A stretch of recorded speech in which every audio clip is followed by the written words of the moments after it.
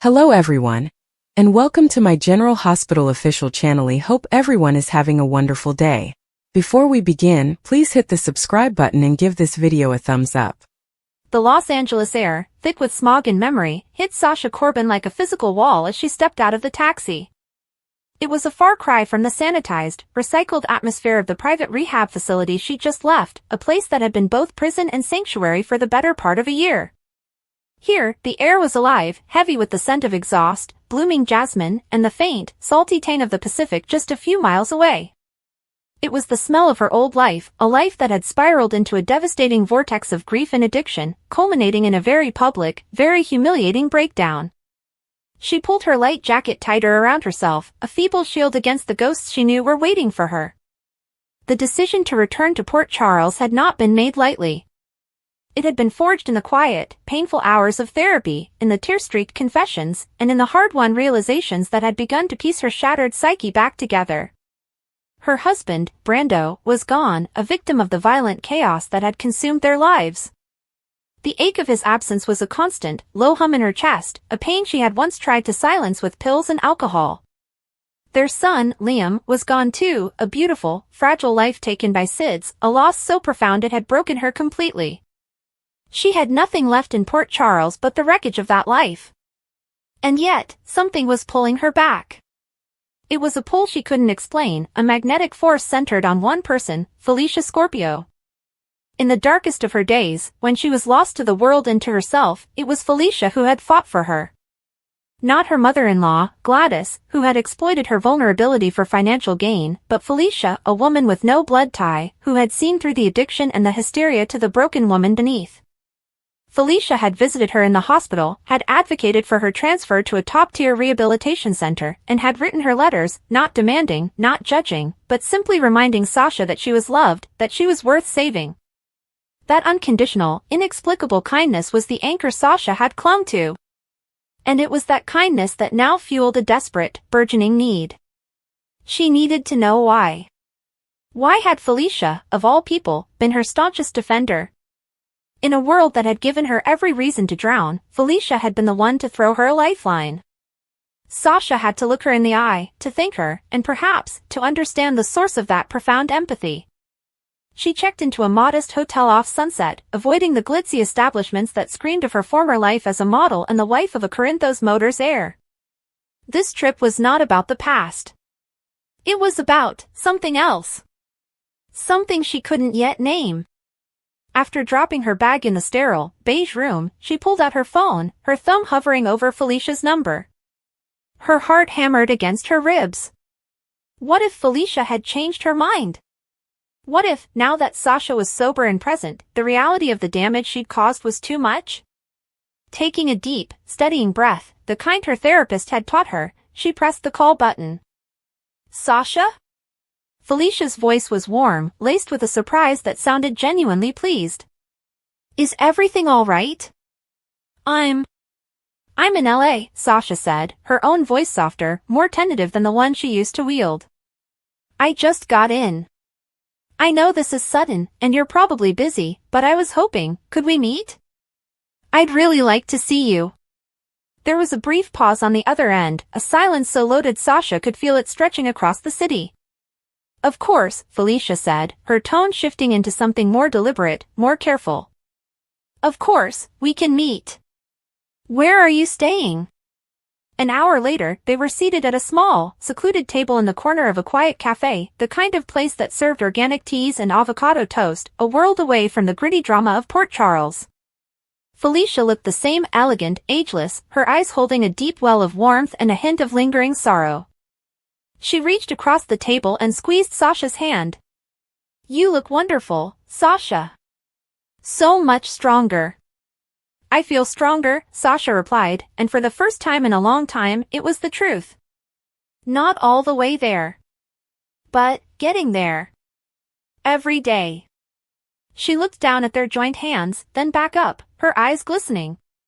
Felicia, I don't even know how to begin to thank you. What you did for me, no one else did. No one else fought for me like that. You saved my life. Felicia's smile was gentle, but Sasha saw a flicker of something complex in her eyes, guilt, perhaps, or pain. You saved your own life, Sasha. I reminded you that you had a life worth saving. But why? The question burst out of Sasha, more plaintive than she intended. Why me? You have your own family, your own daughters. I was just Brando's wife. A mess. A liability. Why did you care so much? Felicia withdrew her hands slowly, picking up her teacup as if to give herself a moment. She took a sip, her gaze fixed on something outside the window, something only she could see. Because I saw myself in you, she said quietly. I saw a young woman in unimaginable pain, being manipulated by those who were supposed to protect her. I've been there.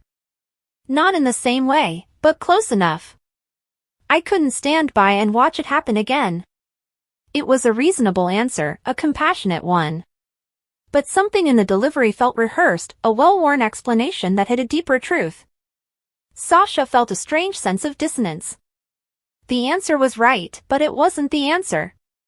She could feel it. I understand, Sasha said, though she didn't, not fully. Well, thank you. From the bottom of my heart. They talked for a while longer, the conversation shifting to safer topics, the weather in Port Charles, how Maxie was doing, the latest hospital gossip. But the undercurrent was still there, a taut, invisible wire connecting them, thrumming with unspoken words. As they were preparing to leave, Felicia hesitated. There's someone I think you should talk to while you're here, Felicia said, her voice dropping almost to a whisper. Who? Sasha asked, intrigued. Her name is Ronnie. Ronnie Chang. Felicia's expression was unreadable, a mask of careful neutrality. She's an old friend. A very old friend. She lives out in Malibu. I think her perspective might be helpful to you. Helpful how? Sasha pressed, the strange feeling intensifying. She just understands loss. And redemption. Felicia scribbled an address on a napkin and pushed it towards Sasha. Don't tell her I sent you. Just go. See what you think. It was the oddest of requests, cryptic and charged with meaning. As Felicia hugged her goodbye, a tight, emotional embrace that felt more like a farewell than a see you later, Sasha was left holding the napkin, her mind reeling. Who was Ronnie Chang? And why was it so important that she, Sasha, speak to her? The mystery consumed her for the next 24 hours. She tried to research Ronnie Chang online, but the name yielded little, a few mentions in old society columns from the late 80s and 90s, linked to the music industry, but nothing concrete. The address was for a private property overlooking the ocean, the kind of place that spoke of old money and a desire for privacy. Felicia's insistence, her strange demeanor, it all pointed to something significant. Driven by a compulsion she didn't understand, Sasha rented a car and made the drive up the Pacific Coast Highway the following afternoon. The Malibu house was stunning, a modern architectural masterpiece of glass and steel, perched on a cliffside as if defying the elements. It was both beautiful and intimidating. Sasha sat in the car for a long time, watching the waves crash against the rocks below, gathering her courage. What was she doing here? What was she hoping to find? Finally, she walked to the imposing front door and rang the bell. The woman who answered was not what she expected. Ronnie Chang was in her late 50s, but carried herself with a sharp, ageless vitality. She had a stylish, severe gray bob, intelligent eyes that missed nothing, and was dressed in expensive, comfortable-looking linen. She looked like a retired CEO or a celebrated artist, someone used to being in command. Yes? Ronnie said, her voice a low, cultured alto. She looked Sasha up and down, not with hostility, but with a deep, penetrating curiosity. Ms. Chang? My name is Sasha Corbin. I'm a friend of Felicia Scorpio's. I was hoping I could talk to you for a few moments. At the mention of Felicia's name, a profound shift occurred in Ronnie's demeanor. Her carefully constructed composure didn't crack, but it wavered. Her eyes widened almost imperceptibly, and her breath caught. She stared at Sasha as if she were a ghost, her gaze tracing the lines of Sasha's face, her hair, her eyes. Sasha, she repeated, the name sounding foreign and familiar on her tongue. She seemed to be wrestling with some immense internal conflict. Then, with a slow, deliberate nod, she stepped back. "You'd better come in." The interior of the house was as breathtaking as the exterior, filled with light and curated art, but Sasha was too nervous to appreciate it. Ronnie led her to a sunken living room with a panoramic view of the ocean. She didn't offer tea or small talk. She simply stood before the glass wall, her back to Sasha for a moment, before turning to face her. "Why are you here, Sasha Corbin?" Ronnie asked, her voice even, but Sasha could hear the tremor beneath the surface. "I'm not entirely sure," Sasha admitted honestly. "Felicia suggested I come. She said you might understand what I've been through." A bitter, sad smile touched Ronnie's lips. "I suppose I might." Felicia always did have a flair for the dramatic. She gestured for Sasha to sit. "Tell me. What have you been through?" And so, Sasha did. It was easier to talk to this stranger than she had imagined. She spoke of Brando, of their whirlwind romance, of his violent death. She spoke of Liam, of the perfect, blissful months of his life, and the soul-crushing devastation of finding him cold and still in his crib. She spoke of the pills, the alcohol, the descent into a madness where she believed her son was still alive, a madness that Gladys had eagerly fostered. She spoke of the public interventions, the hospital, the shame. She spoke of Felicia's unwavering support. Throughout it all, Ronnie listened, utterly still, her expression a complex map of emotions Sasha couldn't decipher. There was pain, yes, and empathy, but there was also a deep, resonant anger, and something else, something that looked like a decades-old grief of her own. When Sasha finished, her voice hoarse and her cheeks wet with tears, the room was silent save for the distant roar of the ocean. Ronnie stood up and walked to a sleek, modern cabinet, pulling out a small, ornate wooden box. It looked old and out of place in the minimalist room. She brought it back and placed it on the coffee table between them. "Felicia sent you here because she is a coward," Ronnie said, her voice low and fierce. "A well-meaning coward, but a coward nonetheless. She has carried a secret for both of us for over 30 years, and it seems she has decided the burden is too heavy. She wants you to know, but she doesn't have the courage to tell you herself." Sasha's blood ran cold. "No what?" Ronnie opened the box. Inside, nestled on a bed of faded velvet, were photographs. Old, grainy, 35mm photographs. She handed one to Sasha. It was a picture of a much younger Ronnie, her hair long and dark, her face full of a rebellious, vibrant energy. She was standing with a young man who had a kind, familiar smile. And she was holding a baby. A tiny, swaddled infant with a shock of dark hair. "That was me," Ronnie said, pointing to her younger self. "And that," she said, her finger hovering over the baby, "is you." Sasha's world tilted on its axis. The air left her lungs. She stared at the photograph, her mind refusing to process the information. "What? No. That's not possible. My mother, she died. In a car accident. Right after I was born. That's what I was always told." "That's the story my parents paid your adoptive parents to tell you," Ronnie said, her voice devoid of emotion, as if she had long ago drained all the feeling from this narrative. A clean, tragic story. Easier than the truth. Sasha could only stare, her heart pounding a frantic, terrified rhythm against her ribs. She felt dizzy, disconnected from her own body. "The truth," Ronnie continued, her gaze locked on Sasha's, "is that I was very young. Wild. I came from a strict, traditional Chinese family who had big plans for me. I had other plans. I fell in love with a musician, a beautiful, chaotic man who was everything my parents despised. I got pregnant." She paused, her jaw tightening. "My parents were furious. They gave me an ultimatum, give the baby up for adoption and go to college, or be disowned. I was a child myself. I was terrified. I chose to give you up. The words landed like physical blows. Sasha shook her head, a frantic, involuntary motion. No. No, this isn't happening. It gets worse, Ronnie said, her eyes glistening with unshed tears. The only person who stood by me was my best friend. She held my hand through the pregnancy. She was there in the room when you were born. She was the one who drove me to the adoption agency. She was the one who helped me survive the aftermath. Her name was Felicia Scorpio. Sasha felt the room spin. Felicia. Felicia had known. All this time. Through all her pain, through her grief over losing Liam, through every moment she had clung to Felicia as a surrogate mother. Felicia had known she was holding her best friend's daughter. Why? Sasha whispered, the word a broken plea. Why didn't she tell me?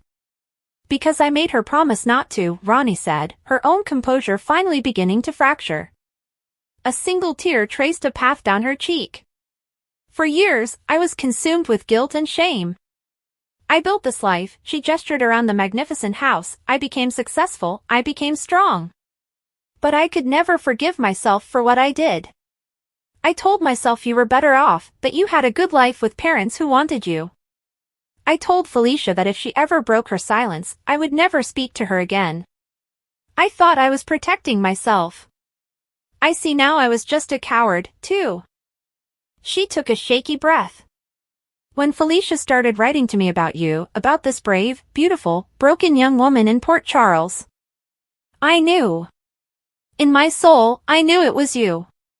She never said it, but the details, the timeline, it was you. My daughter. And you were suffering in ways I could never have imagined. Her voice broke. And I did nothing. Because I was still hiding behind my pride and my pain.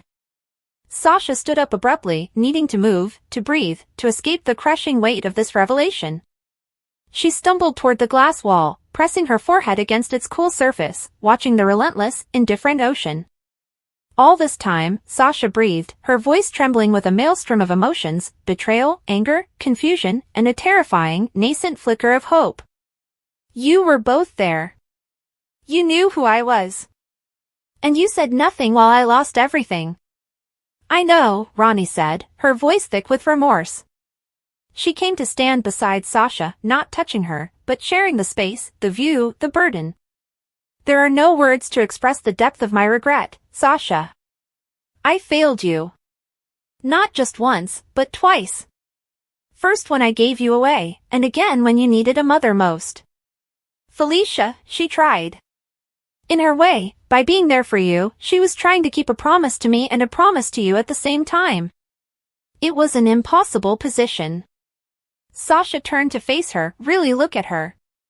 Now that she knew, she could see it. The shape of her own eyes reflected back at her. The line of her jaw.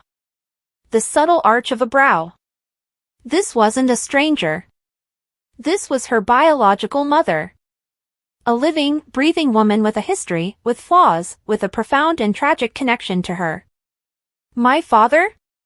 Sasha asked, her voice small. He died a few years after you were born.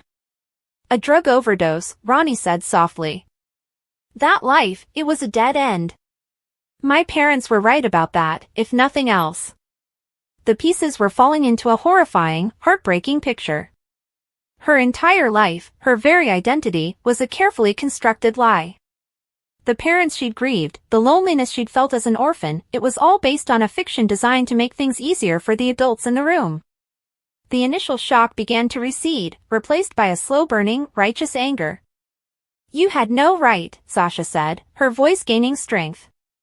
You had no right to make that decision for me. My whole life, I felt like a piece of me was missing.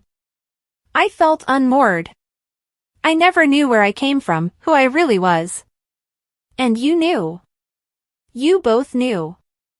I know, Ronnie repeated, accepting the accusation without defense.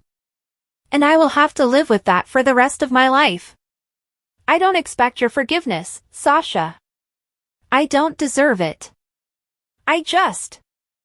I needed you to know the truth. Now that you're here, now that I've seen you, I couldn't let you walk out that door still believing the lie. They stood in silence for a long time, the truth hanging between them, vast and unyielding as the ocean. Sasha's mind was a whirlwind. Everything had changed.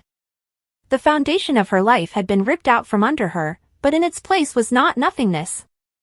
It was a new, terrifying, complicated truth. She thought of Felicia not as a savior, but as a keeper of secrets.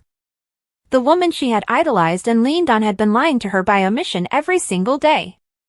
The kindness that had felt so unconditional was, in fact, conditional on a promise made decades ago. The betrayal was a fresh, sharp wound. And she looked at Ronnie, this formidable, wounded woman who was her mother. A woman who had made a choice out of fear and spent a lifetime regretting it. A woman who had watched from a distance as her daughter suffered and felt powerless to intervene. There was no easy bond, no magical connection. There was only the stark reality of biology and a history of profound failure. But there was also a chance. A chance for a truth she had always craved. A chance to know where she came from. A chance, perhaps, for a relationship that was not based on lies, but on this painful, messy reality. I don't know what to do with this, Sasha finally said, her energy spent. I don't know how to feel about you. Or about Felicia. You don't have to know right now, Ronnie said gently. The truth is a gift, but it's also a weapon. It's up to you what you do with it. Sasha nodded slowly, feeling more exhausted than she ever had, even at the lowest point of her addiction. She picked up her purse, her movements slow and heavy. I need to go, she said. I need to think. I understand, Ronnie replied. She didn't try to hug her. She simply stood there, a solitary figure in her beautiful, lonely house by the sea. Sasha, for what it's worth, I am so very proud of the woman you've become. Despite everything. Despite me. Sasha didn't respond. She couldn't. She walked out of the house, back into the bright California sunshine, a completely different person from the one who had entered. The drive back to her hotel was a blur. She felt numb, hollowed out, and yet, terrifyingly full of a new, volatile substance, the truth. Back in her hotel room, she stared at her reflection in the mirror. Who was Sasha Corbin? Was she the orphan? The model? The widow? The grieving mother? The addict? Or was she the daughter of a rebellious young woman named Ronnie and a musician lost to addiction? Was she the biological child whose existence had been a secret between two lifelong friends? She was all of it. And none of it. The narrative of her life had been irrevocably altered. The journey back to Port Charles would no longer be just about facing her past. It would be about confronting Felicia Scorpio with this seismic knowledge. It would be about deciding if there was room in her shattered, healing heart for a mother who had given her away, and then, in the cruelest of ironies, had found her again only when it was almost too late. The world of Port Charles, with all its schemes and scandals, thought it had seen the full extent of Sasha's drama. But they knew nothing. The greatest shockwave was yet to hit, and it would ripple out from the heart of a young woman who had just discovered that her entire life was a spoiler for a story she never knew she was in. The truth was out, and nothing would ever be the same again. Sasha Gilmore's return to Los Angeles began with a quiet arrival, but the weight she carried was anything but silent. After months of absence from Port Charles, she had tried to rebuild her life away from the chaos, the heartbreak, and the constant reminders of all she had lost. The memories of Brando, her struggles with addiction, and the pain of losing Liam haunted her no matter where she went. But something inside her had shifted, a whisper of truth that she could no longer ignore. That truth led her to Los Angeles, not for a fresh start this time, but to uncover the last missing piece of her identity. When she stepped off the plane, her heart raced, knowing that her life was about to change forever. Sasha checked into a small hotel near downtown LA, her hands trembling as she placed her phone on the nightstand. For weeks, she had been corresponding with a woman named Veronica Ronnie Matthews, a mysterious figure connected to her late mother's past. Ronnie had reached out unexpectedly, claiming to have known Sasha's real mother. It sounded too strange, too coincidental, yet something in Ronnie's tone, the emotion, the hesitation, felt sincere. Tonight, Sasha would finally meet her. She stared at her reflection in the mirror, trying to calm herself. "You've faced worse," she whispered. "You can face this too." The knock on her door came earlier than expected. When Sasha opened it, her breath caught in her throat. Standing there was a woman in her late 40s, elegant but weary, her eyes filled with both fear and recognition. "Sasha?" Ronnie's voice trembled slightly. "It's really you." For a long moment, neither of them spoke. The air between them thickened with emotion until Sasha finally nodded and stepped aside to let her in. They sat at the small table by the window, both uncertain how to begin. Ronnie clasped her hands tightly, staring down at the floor before finally meeting Sasha's eyes. "There's no easy way to say this," she began softly. "But I owe you the truth. I'm not just someone who knew your mother. I am your mother." Sasha froze, the words striking her like a physical blow. Her lips parted, but no sound came out. "You, what?" she whispered. Ronnie nodded, tears filling her eyes. "I'm your biological mother, Sasha. I gave you up when I was young. I didn't think I had a choice." Sasha's mind spun, disbelief mixing with anger and confusion. "No, that can't be," she said, shaking her head. "My mother, well, I thought, she died years ago. I was told she wasn't even sure who my father was." Ronnie's voice cracked as she replied, "That's because the story was built to protect both of us. I made mistakes, terrible ones. I was barely 19. I thought giving you up would give you a better life." Sasha rose to her feet, pacing the room. "You waited all these years to tell me? You just show up now?" Ronnie stood too, tears streaming freely. "You have every right to be angry. I was scared, Sasha. I didn't know how to find you. And when I did, I didn't think you'd want to hear from me after everything you've been through." Sasha turned away, her chest tightening. The thought that this woman, this stranger, was her real mother filled her with emotions she couldn't name. "Do you have any idea what I've been through?" Sasha demanded, her voice trembling. "I lost my baby. I lost Brando. I almost lost myself. And now you tell me this?" "I know," Ronnie whispered, stepping closer. "I've watched from afar. I wanted to reach out so many times, but I didn't know how. When I saw what happened to you in Port Charles, my heart broke. I was there at the hospital once, just outside your door. I couldn't bring myself to go in." Sasha's eyes widened, stunned. "You were there?" Ronnie nodded, her expression filled with regret. "I couldn't let you see me. I thought it would make things worse." The tension between them simmered with years of lost time. Sasha's anger gave way to something softer, something almost like grief. "Why now, Ronnie?" she asked, quieter this time. "Why tell me this now?" Ronnie sighed heavily, sitting down again. "Because I'm tired of running from the truth. I've kept this secret for too long. You deserve to know where you come from. And you deserve to know why I had to give you up." She pulled a faded photograph from her purse, a picture of a baby wrapped in a hospital blanket. "This was you. The day I said goodbye." Sasha took the photo in trembling hands. Her heart swelled as tears welled in her eyes. "You kept this?" she whispered. Ronnie nodded. "Every day. You were never forgotten." The words broke something inside Sasha. She sank into the chair across from Ronnie, her shoulders shaking with quiet sobs. "All my life I wondered why I wasn't enough for my mother to stay," Sasha cried. "And now you're telling me it wasn't that simple." Ronnie reached across the table, her hand hovering until Sasha hesitantly took it. "It was never about you not being enough," Ronnie said softly. "It was about me not being strong enough." Hours passed as they talked, filling in the missing years. Ronnie revealed that she had been living in Los Angeles, working as a producer in the entertainment industry under a different name. She had been married once but never had more children. I tried to move on, she admitted, but I always felt like a part of me was missing. Sasha listened, conflicted but drawn in by the truth. The woman she had hated moments ago now seemed broken in ways she could understand.